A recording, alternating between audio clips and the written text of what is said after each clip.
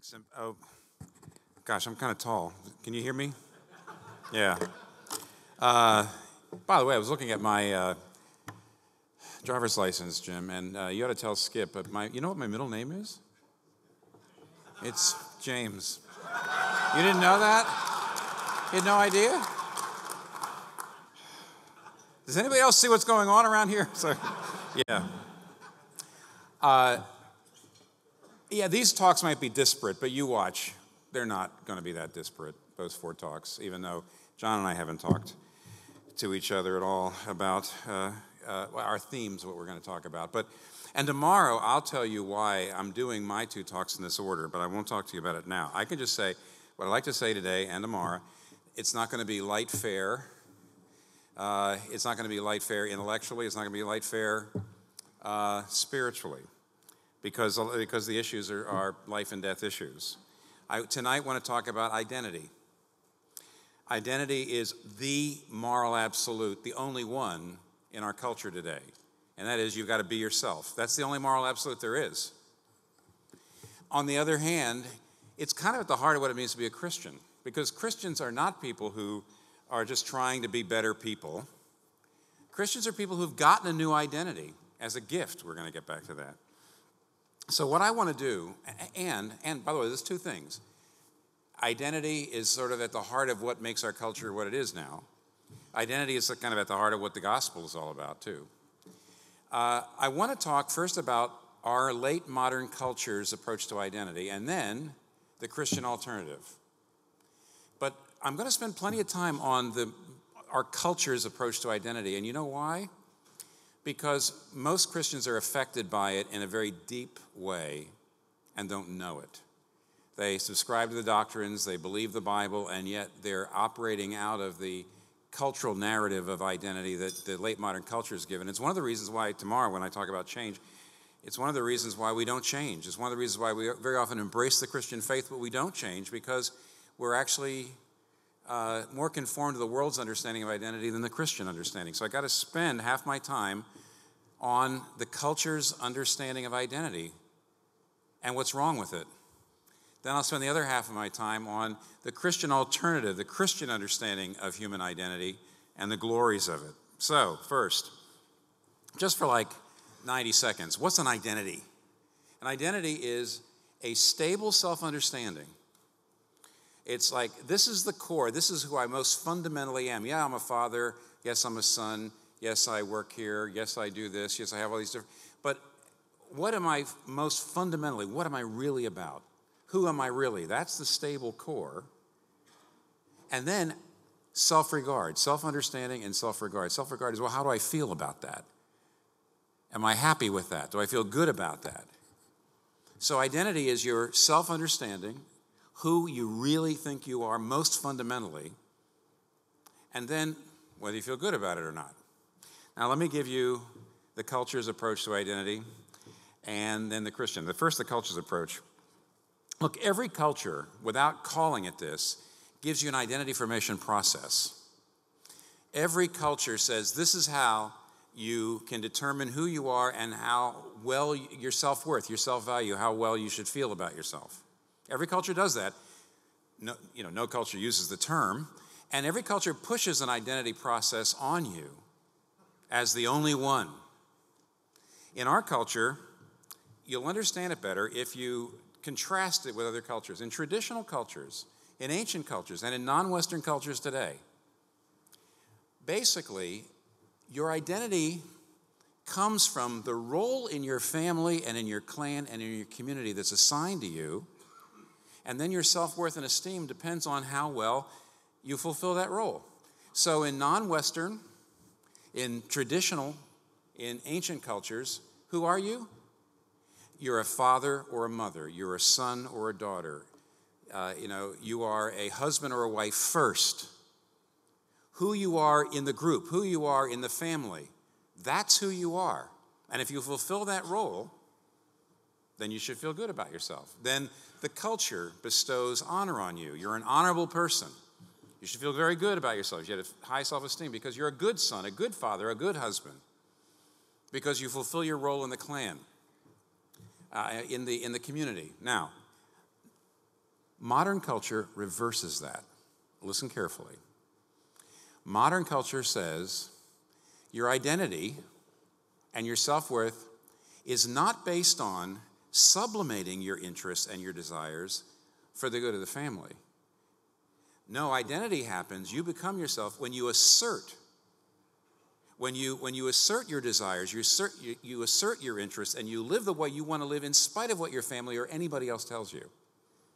It's exactly the reverse. In ancient cultures, identity and self-worth was based on self-sacrifice. In our culture, it's based on self-assertion. In ancient cultures, it was self-renunciation. Deny yourself in favor of the greater good of the community. In our culture, you're told, no, you must never do that. You must be yourself. You have to look into your heart, and you see what your desires are and your dreams, and you must follow those dreams no matter what anybody says to you. So you see, the two cultures are utterly and absolutely different. So in modern culture, the way we talk is, no one has the right to tell me who I am. I look into myself, I see my deepest desires and my dreams, and I'm becoming myself as I realize those, no matter what anybody tells me. Now, there's lots of, just to give you all kinds of both of examples to show how it works. You know, for example, I remember some years ago watching an episode of Star Trek, The Next Generation. Not that I watched many of those, but there's one place where Jean-Luc Picard is talking to a young guy who wants to go into Starfleet Academy, and he says, I forget what the guy's name is, the character's name, but he says, son, he says, if you want to go to Starfleet Academy, if you aspire to that, great. But don't do it because I want you to do it. Don't do it because your mother wants you to do it. Don't do it because I'd be proud of you. Don't do it because your mother would be proud of you. Do it because you want to do it. Because you decide it's a good thing. Only you can determine what is right or wrong for you, and only you can bestow honor on yourself. That's what he said. A completely different example, but just to show you how overwhelmingly, how much consensus there is about this. In the 1970s, a lot of you too old to remember this, but there was a woman, no, the other way around. The woman, it's late, I was trying to catch you. Gail Sheehy wrote a book called Passages in the 1970s. It was a major bestseller. And it was really one of the ways after World War II in which this approach to identity became popularized. And at one point in it, for example, she says this. Here's a quote. She says, when you are moving away from institutional claims and other people's agendas, when you're moving away from external valuations and accreditations, you are moving out of roles and into yourself. Now, her whole idea was, you hear that? Don't worry about what other people say about you. External evaluations, external accreditations. You move away from that, and the way you become a self is you say, I accredit myself. I don't care what you think. I don't care what you say. I determine who I am. And this is the only heroic narrative, practically, we've got left in popular culture. Watch the sitcoms. Watch the Walt Disney movies. Going back even to the 80s. Over and over and over again, what you have is not quests. Now, if you have something like Lord of the Rings or something like that, that was based on a man's, the author who understood stories from the ancient times. But by and large, most of the moral narratives, the heroic narratives, are some individual saying, I don't care what my family wants me to do. I don't care what my society wants me to do. I have to set out on my own course. Littlest Mermaid, for example. The Little Mermaid was an example of that, one of the first ones. But the most recent perfect example of this is Frozen, right? And there's that great song, and it's a great song, by the way, that Elsa sings, and she says, what? She says, you got to let it go. Can't hold it back. Whatever's inside. Don't be the good girl they always want you to be. And I don't care what they're going to say. I mean, Robert Bellah wrote a book called The Habits of the Heart with a bunch of other people. 1980s, Habits of the Heart, extraordinarily important book. He says that the modern understanding of identity is based, he called it expressive individualism. You have to look in your heart, see what you most want to do, and express that, or you're not becoming yourself. And you couldn't possibly have a better theme song written of expressive individualism than Let It Go. Because it's all about the fact that I completely reject identity through self-sacrifice. I completely reject identity through renouncing my self-interest and sacrificing for the greater good. I'm going to be who I want to be. I'm going to be who I am. I'm going to express what's inside, expressive individualism. And that's how modern culture is telling you, you get an identity, how you figure out who you are, how you get self-worth. That's how you do it. You know, in 1,200 years ago, there was a poem written called The Battle of Malden. It's in Old English, Anglo-Saxon. And it's about warriors. I think it's the Anglo-Saxons are fighting the Danes, and they're losing. And the Anglo-Saxons, instead of running away and, saving their own skins, Brithwold shakes his spear of ash and says to the remaining survivors, "Here lies our king, all slain. I will not away, but I myself will die here beside my Lord, so loved a man." You know, that's the old approach. In other words, here's how you get honor, is you give your life for your people, for your king, for your family. More recently, this poem: climb every mountain, ford every stream, follow every rainbow till you find your dream. And that's sung to a woman who's leaving the convent, who took vows. Remember Maria in Sound of Music? She's taking vows, and she's renounced, but now she said, no, I got to go out into the world and find myself. By the way, I like Sound of Music. I like Julie Andrews. I like all those. And I like the movie. And I'm not trying to, and I liked Frozen. Yeah. I've got, you know why? I've got granddaughters. If you have granddaughters, you've got to like Frozen. You have to like Frozen. And you know that. But the point is, the cultural narrative is incredibly strong. Now, is there any problem with this? Let me take 5 minutes to say there are enormous problems with this. By the way, the narrative works itself into Christians' lives all the time. But therefore, let me just give you a couple of reasons why this doesn't work. I'll give you 3 really big reasons why this approach to identity doesn't work. Number 1, it's incoherent. You know why? Because if you look into your heart of hearts and you find your dreams and you find your deepest desires, you'll find they contradict. You know, I would love to have this wonderful career, but I'd also love to have this wonderful relationship. But if I have this relationship, I give myself to this person, I won't have this career. Well, what is my deepest desire? Give me a break. What would make you think your deep desires are in harmony? Francis Spufford wrote a great book called Apologetic. He's a British Christian writer, and he says this at one point. He says, "You are a being whose wants make no sense. They don't harmonize. Your desires deep down are discordantly arranged so that you truly want to possess and you truly want not to at the very same time. Human beings are equipped, you eventually realize, for farce or even tragedy more than for happy endings." In other words, if you look into your heart and say, I'm going to find out who I am by looking at my desires, they contradict. So which desire are you going to choose? I'll get to that in a second. They're also unstable. The whole idea behind an identity is you want a core. You know, when I'm a father, when I'm a husband, when I'm a minister, when I'm a friend, I need a core that makes me the same. To have integrity, I don't want to be completely different in every group of people. There's got to be something that is most fundamental to me. Part of my identity is being a father. Part of my identity is being a minister. Part of my identity is being all these different things. But I've got to have a core. And if it's my feelings are going to change in every one of those environments, and there won't be a me. It's incoherent. Secondly, it's an illusion. The idea, what Gail Sheehy says, what Elsa says, don't care what other people say. You know, what Jean-Luc Picard said, don't care what other people say. You decide what is right or wrong for you. And if you are happy with yourself, then you can be happy with yourself. Don't worry about what other people say. You look inside. That's an illusion. There is no way to live like that. Let me give you a quick example. 1,200 years ago, an Anglo-Saxon warrior is walking around Britain. He wouldn't have walked around New York. And he looks in his heart and he sees 2 very strong impulses. One of them is he likes killing people. You know, when people get in his way, he just likes smashing them. He just likes to get, you know, So aggression. And he looks in his heart and he sees something else. He sees a sexual desire that doesn't fit in with what the rest of the culture says is okay. So here's what he's going to do. He's going to look at his aggression and he's going to say, that's me. That's me. It's a shame and honor culture. It's a warrior culture. It fits in fine. That's me.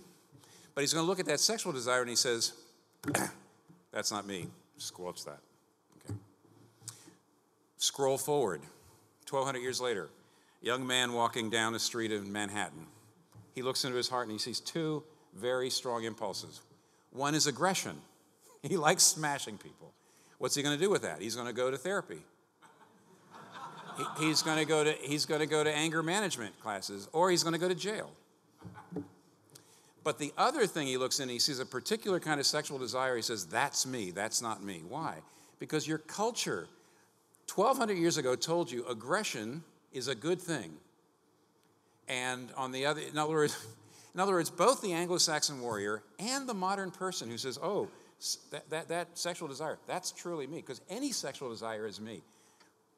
You are not being yourself. You're not liberated. You're doing what your culture told you. And by the way, you're no more liberated than that Anglo-Saxon warrior 1,200 years ago. Because each of those guys has received a grid, a value-laden moral grid that they've laid down. Now, a grid, but at that I mean the culture saying this is good, this is bad, this is who you should be, this is who you shouldn't be. And you're laying it down and you're looking at your heart through it, and the parts of the emotions and the impulses that you don't like, that don't fit in with the grid, you say, well, that's not me. I have to do something about that. And the impulses that the culture says, those are good, that's me. And you're really not actually looking into your heart and just being yourself. You're doing what your culture tells you. And you're no more liberated today than the Anglo-Saxon warrior was 1,200 years ago. You know why? You can't bless yourself. You can't validate yourself. Whenever I see people on social media say, my parents said this, my church said this, these things, but this isn't who I am, this is who I am, and I determine who I should be. You're not actually saying, I'm going to bestow blessing and validation on myself. You know what you're doing? You're going and getting another group of cheerleaders, a different group. Because on social media, they're going to say, wow, yeah, heroic, you're willing, you're courageous. In other words, I've got another bunch of people over here who are telling me how to live. You can't bless yourself. Listen, here's how identity comes. The praise of the praiseworthy is above all rewards. I need and you need somebody that you respect and adore to the skies, respecting and affirming you. And then and only then will I start to get a stable identity and a positive self-regard. I need to have somebody who, the praise of the praiseworthy is what I need. I need someone who I respect and adore to the skies to come and say, I affirm you, I love you, I accept you. I've got to have that, and everybody has to have that. And if you say, well, I'm giving that to myself, don't be ridiculous.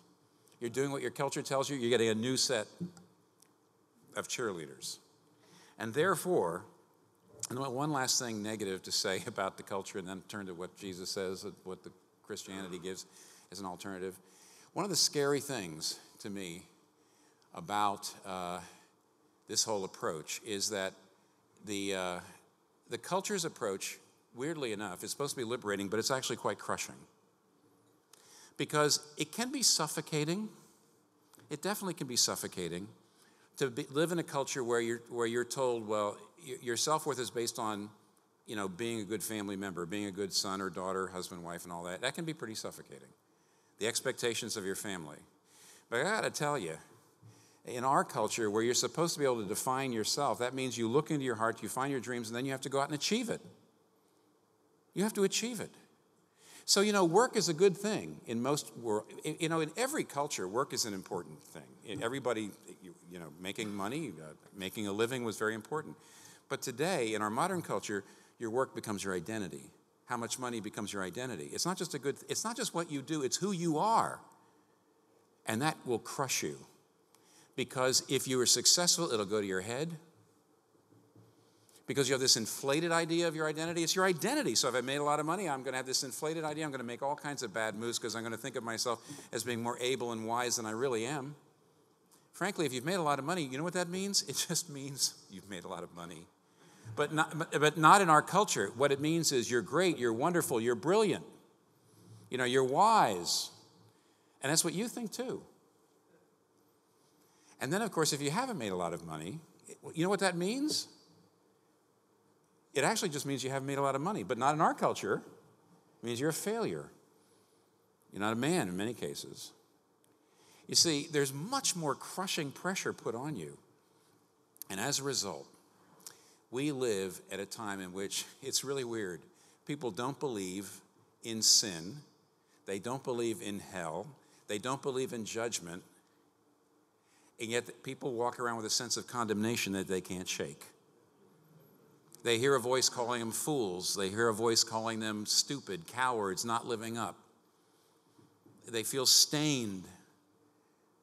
And yet, Franz Kafka said the modern predicament is this. I wrote it down here. Franz Kafka, in his book, in his diary, wrote this down. The modern problem is we find ourselves today sinful but independent of guilt. And what he meant by that, he is Franz Kafka. He needs a little bit of translation.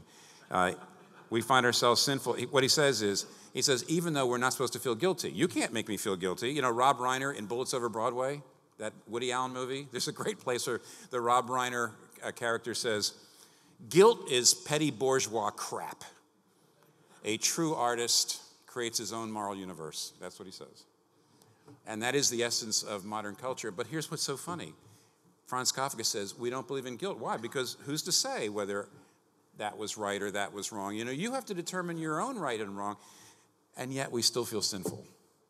We don't have a definition for sin. We don't believe in hell. I'll say it again. We don't believe in sin. We don't believe in judgment, and yet we have a sense of condemnation we can't shake. And there's a voice telling us we're fools, that we're stained, that we're bad. And so we really are, in our modern culture, really stuck. What's Christianity gives an alternative? Oh my goodness. First of all, as you already heard, and I'm going to say this, but think this out.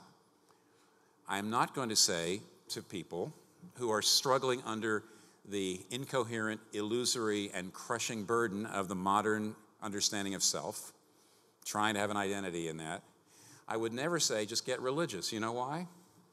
Traditional cultures where you've got to live up to your family's expectations.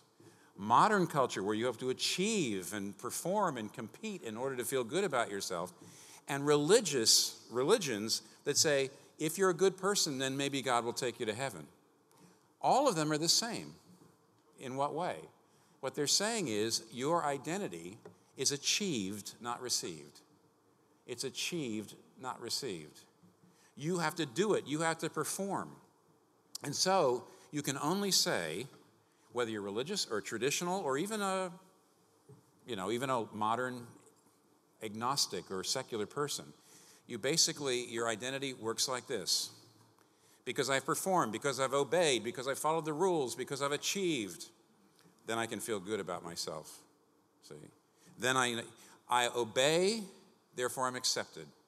But the Christian gospel is the only system in the world of thought that gives you a radically and totally different identity than what the secular world will give you, what any other religion will give you, what traditional cultures will give you.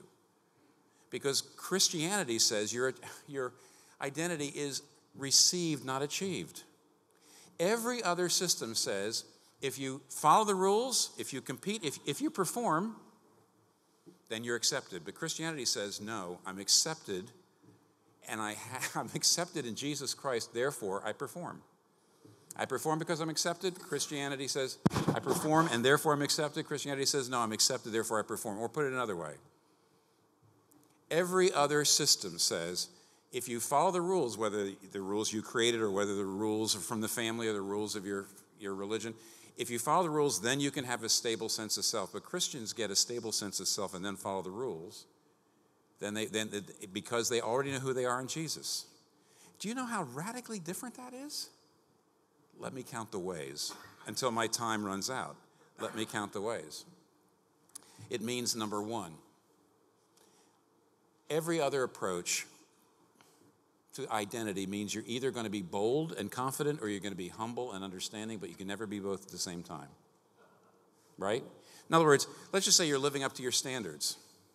You're living up to your standards. Okay? What does that mean? It means I feel good about myself. I'm confident and bold, but if I see somebody else who's not living up to standards, I look down at them and say, oh, gee. See, if you get your identity from being a hardworking person, you have to look down your nose at anyone who's lazy. If you think of yourself as being a liberal, open-minded person, you have to feel superior to someone you consider a narrow-minded bigot. See, whatever your identity factor is, in every other approach to identity, you have to feel very superior, condescending, disdainful of people who don't have your identity factor. Because you've achieved your identity. And anyone else who hasn't achieved isn't worthy of honor. So you're either confident because you've lived up to standards, or maybe you're actually because you failed. You failed your standards. See, people who fail, they're trying to get their identity by living up to these standards, but they failed. Then they're humble. And then they're kind to people. And then they're very open-minded. And then they talk about, hey, you know what? I'm a failure too. You're a failure too. But they don't have that incredible confidence. See, if you are a sinner saved by grace, if you have your identity in Jesus Christ, if it's been given to you by grace, then on the one hand, you're humbled into the dust because you were such a sinner that Jesus had to die for you, and you weren't able to achieve it. But at the same time, you're affirmed to the skies because he accepts you and loves you. And that means you're bold and humble at once. No other system of thought, no other culture, no other approach to identity can create that kind of person. None. Now, where does that come from? How do you get it? Here's how you get it. Now, wait, I'm going to give you 2 words. Before I give you those 2 words, I want you to know that the way a person changes is by changing what they worship. You see, I believe that essentially the way you change is not through thinking or through feeling, but by taking truth and bringing it into your heart. That's what I mean by worship. Whatever you love you may say, well, I believe in Jesus Christ, but if you love making money the most, that's the basis of your identity. And if you know you love making money too much, and if you know your identity is too much in this or that, then the only way you're going to change that is not by saying, no, I'm a Christian. You don't just talk to yourself. You've got to worship. You've got to change what you worship. What does that mean? You've got to take theological truths, gospel truths, and you've got to pray them, sing them, counsel them, worship, corporate worship. You have to meditate on them. You have to get them in your heart till they catch fire down there. Now, let me just give you 2 truths, and let me show you how that works. One is substitution, one is justification. 2 doctrinal words that have meant the most to me that have been basically my lifesavers. First of all, substitution. What do I mean by substitution? 2 Corinthians 5:21. God made him sin who knew no sin, that we might become the righteousness of God in him. Think of that verse. God made him sin. Now, what does that mean when it says God made Jesus Christ sin? Does that mean he made him sinful? No. Was he up there on the cross snarling with self-centered? No. Well, then what does it mean when it said God made him sin? It means God made him legally sinful. That is to say, God treated Jesus Christ as if he was a sinner on the cross. That's what it's got to mean. When it says God made him sin, it means he's legally sinful, even though in himself he was perfect. He was legally treated as a sinner, and he died on the cross for our sin, which means that we might become the righteousness of God in him. What does that mean? It can't mean that the minute you become a Christian, then you start to grow and you start to become more and more righteous. Well, that's true. And then someday God will love you more and more the more righteous you get. And at the end of your life, if you're really righteous, he'll take you to heaven. No. If Jesus Christ became legally sinful on the cross, then when you say, Father, accept me because of what Jesus Christ has done for me, at that moment, you become the righteousness of God in him. In other words, that means right now, God looks at me and he sees a beauty. He sees righteousness. You know, there's an old NCIS, not NCS. There's an old NCIS episode in which I think Charles Durning played this old, broken down 85-year-old World War II vet. And he's wanted for a crime. And these big snarling JAG, these Navy police officers are coming after him. And they're ready, they're looking down at him, they're snarling, they're about to take him into custody. And Charles Durning is sitting there like this, doesn't know what to do. And his friend next to him opens his tie, pulls open his shirt, and shows that he's wearing the Congressional Medal of Honor underneath. Now, the way the story worked, he had the Congressional Medal of Honor because of something he'd done. The minute these snarling, enormous military police see the medal, they snap. That's their job. Why? They're saluting the medal. Why?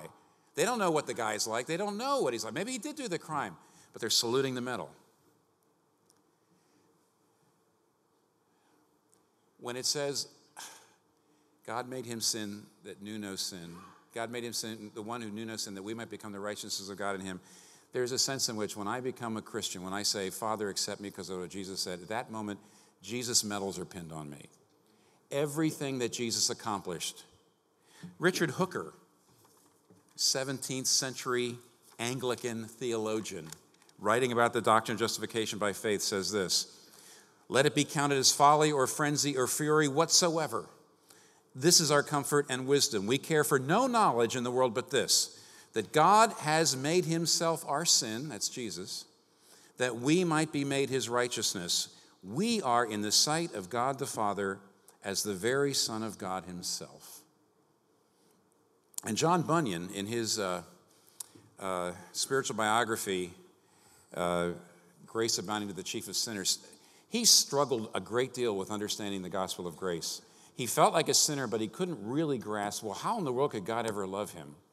And this is what he says in his autobiography. He says, one day as I was passing through the field, with dashes on my conscience, struggling in his conscience, suddenly a sentence fell upon my soul. Thy righteousness is in heaven. And suddenly I thought I saw with the eyes of my soul Jesus Christ at God's right hand. There, I thought, was my righteousness, so that whatever laws or whatever things that I had broken, laws I had broken, and whatever else I was doing, God could not say to me, John, where is your righteousness today? Because it's ever before him in Jesus Christ. I saw, moreover, that it was not my good frame of heart that made my righteousness better, nor could a bad frame of heart make it worse, for my righteousness was Jesus Christ himself, the same yesterday, today, and forever. Then the chains fell off my legs indeed. I was loosed from my afflictions and irons, and I went home rejoicing for the grace and love of God, because now I saw that all the imperfect character of my heart was like the 4-pence halfpennies that rich men carry in their purses when their gold is safe in their trunks at home. I saw that my gold was in my trunk at home, in Jesus Christ, my Savior.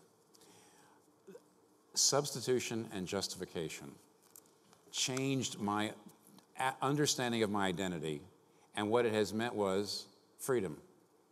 And if you have an identity based in Jesus Christ, success bothers you a little bit because you say, well, I got to be careful here. It might go to my head, but it never does completely.